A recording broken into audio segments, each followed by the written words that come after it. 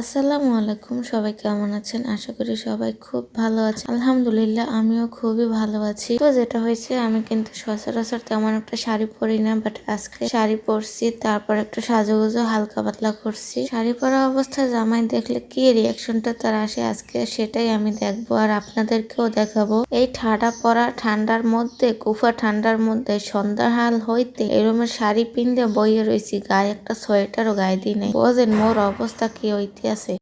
হার মান্যে গেলে চলবে না, যত কষ্টই হোক আজগো জামাইরে পরীক্ষা করতেই হইবে। তো এই চেষ্টা লইয়াই আসলে এই গেট আপটা দেওয়া, দেহি জামাই মোরে কি কয় এই গেট আপে দেখলে। অপেক্ষা করতে করতে আমার অবস্থা বেহাল, তাই একটু মাইন্ড ফ্রেশের জন্য ছাদে চলে গেলাম। তো ছাদে গিয়ে একটু ঘুরে ফিরে মাইন্ড ফ্রেশ করতেছিলাম, কারণ আমার তো সময় যাচ্ছে না। তো এই হচ্ছে আমাদের বাসার ছাদ, আর এই হচ্ছে ছাদের সাথে বাসার সাথে মেইন রাস্তা।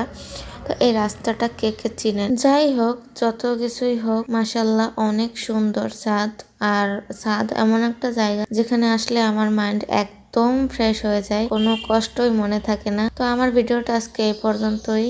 সবাই ভালো থাকবেন, আল্লাহ হাফেজ।